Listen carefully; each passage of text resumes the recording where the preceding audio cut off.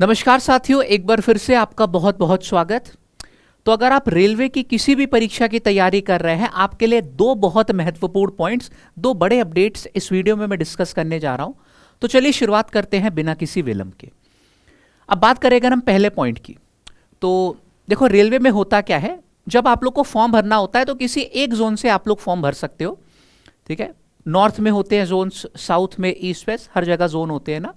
अब डिपेंड करता है कि यार कौन से जोन में वैकेंसीज अच्छी हैं, कौन से जोन में कंपटीशन जो है वो कम देखने को मिलता है, तो स्टूडेंट्स उसी हिसाब से अपना जोन सेलेक्ट करते हैं। हो सकता है कोई नॉर्थ का बच्चा हो तो वो अपना मुंबई जोन जो है सेलेक्ट कर ले, या फिर कोलकाता जोन सेलेक्ट कर ले, चंडीगढ़, बहुत सारे जोन्स होते हैं, कोई एक जोन आपको जो है सेलेक्ट करना होता है। अब दिक्कत ये आती थी कि जैसे कि मान लीजिए मैं लखनऊ से हूँ, अपना एग्जाम्पल लेके बताता हूँ कि लखनऊ में हूँ, मुझे मुंबई जोन जो है पसंद आ रहा था, उसमें वैकेंसीज ज़्यादा है एंड उसमें जो है कंपटीशन भी पिछले वर्ष में हमने देखा कि उतना हाई नहीं गया था पर सीट जो कंपटीशन होता है। तो मैंने सोचा कि यार चलो मुंबई से फॉर्म भरा जाए।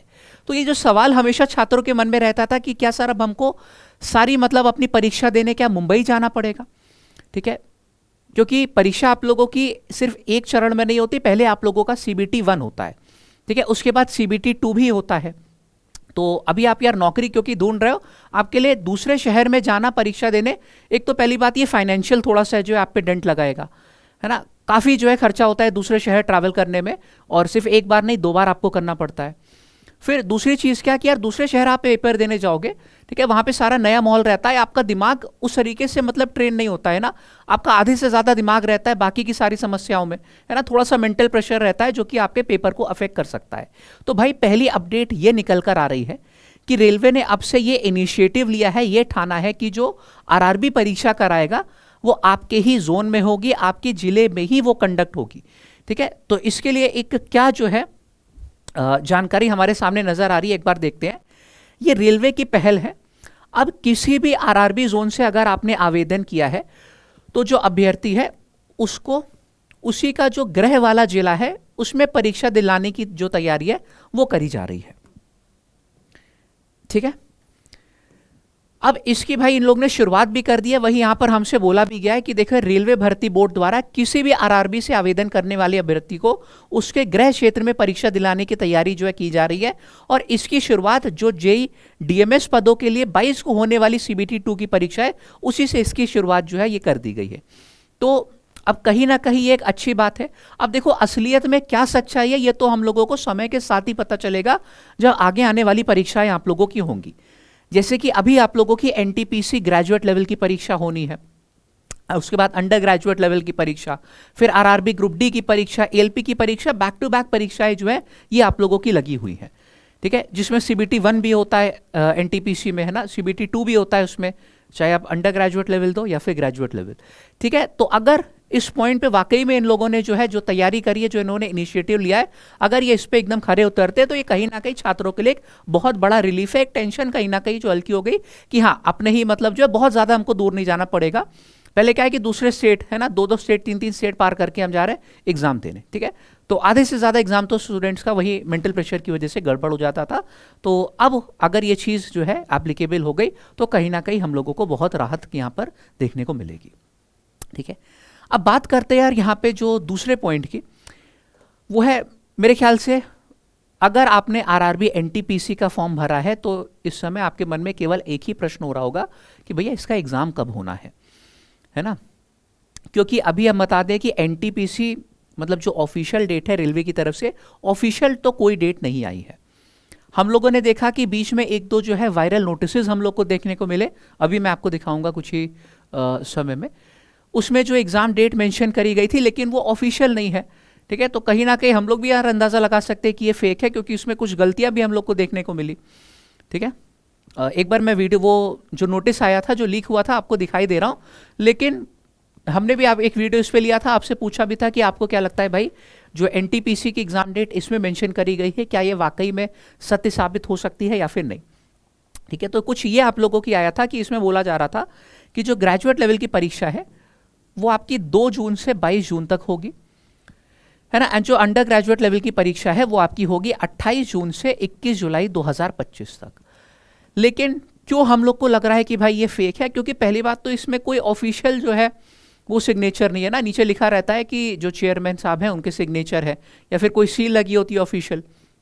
और दूसरी चीज़ कि भैया इस नोटिस में स्पेलिंग मिस्टेक थी, ठीक है, जैसे यहाँ पे एनटीपीसी लिखा हुआ है ऊपर, तो यहाँ पर एनटीपीसी ना लिख के एनपीटीसी लिखा हुआ है ना, ये कौन सी परीक्षा हो गई। तो मतलब ये हालांकि एक बहुत अच्छा अंदाज़ा हो सकता था अगर इसमें एक्चुअल में एग्ज़ाम जो है कंडक्ट होता है, तो कहीं ना कहीं अच्छी बात है ना। और ये बिल्कुल अभी भी हो सकता है, क्योंकि आपको मालूम है कि रेलवे एक बार जो है नोटिस निकालता है, उसके बाद वो 1 महीने 1.5 महीने इतना ही समय देता है।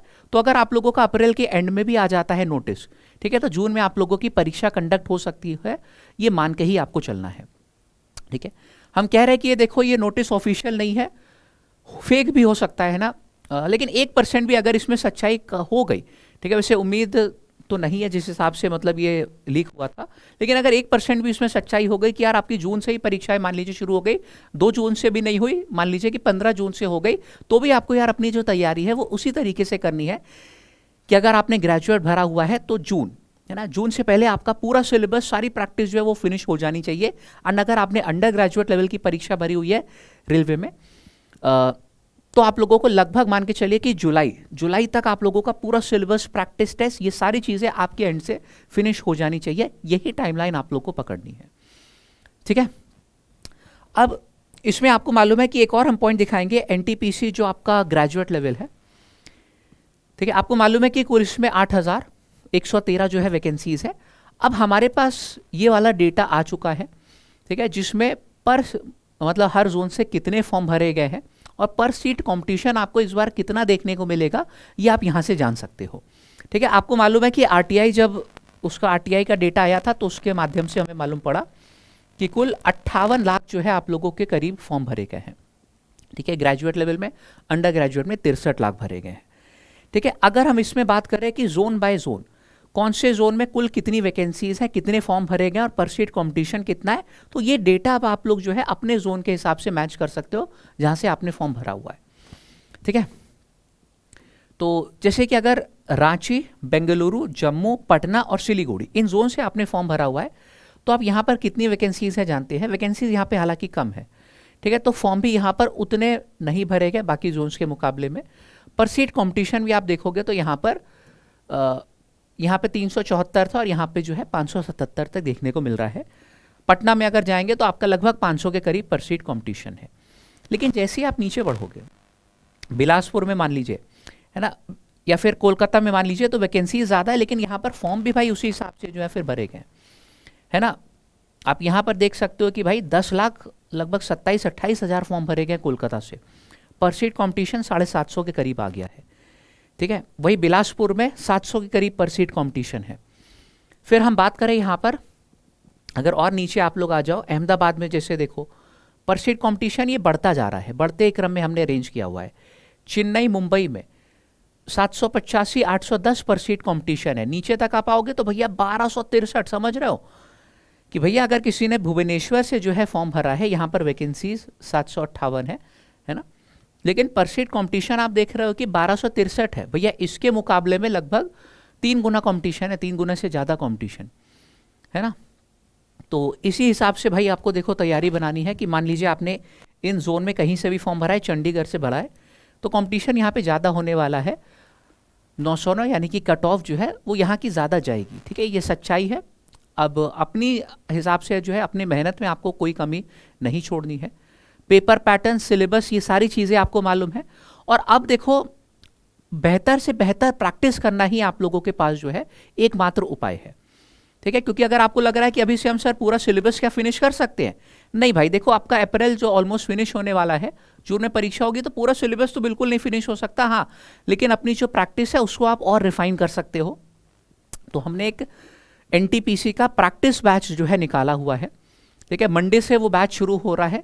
अगर आपको उसमें जुड़ना है तो हमारे लैब एप्लीकेशन पर आके सीधे सीधे जो है एनटीपीसी के इस प्रैक्टिस बैच में आप जुड़ सकते हैं, ठीक है। हम पूरी वहाँ पर जो, और यूट्यूब पर भी हम पूरी फ्री में तैयारी करा रहे हैं, ठीक है। और ये हम बता भी दें कि भैया जो हमने माना हुआ है, जो वर्तमान इस समय सिनेरियो चल रहे हैं, उसके हिसाब से जून में जो है परीक्षा शुरू होने की आपकी एनटीपीसी की संभावना है, ठीक है। तो ये चीज़ है, आप हमारे एप्लीकेशन लैब पर आइएगा, उसमें एनटीपीसी का आपको प्रैक्टिस बैच मिल जाएगा, उसमें जुड़िए और तैयारी को और बेहतर अपने करते चलिए, ठीक है, नीचे ये कोड है, इसका इस्तेमाल करेंगे तो आपको मैक्सिमम से मैक्सिमम जो है वो छूट भी उस पर मिल जाएगी। ठीक है, तो फिलहाल आज की वीडियो में इतना ही रखते हैं। अगर वीडियो अच्छा लगा था आपको, ये अपडेट जो थी हमारी पसंद आई आपको कि यार जहाँ से आप लोग अब जिस जोन से फॉर्म भरोगे उसी गृह जिले में आप लोगों की परीक्षा होगी, तो नीचे कमेंट करके हमको ज़रूर बताइएगा। और हाँ, चैनल को सब्सक्राइब कर लीजिए ताकि जो भी अपडेट आता है, जो ऑफिशियल एग्जाम डेट आती है एनटीपीसी की तरफ से, वो सबसे पहले आपको पता चल जाए। ठीक है, धन्यवाद, जय हिंद।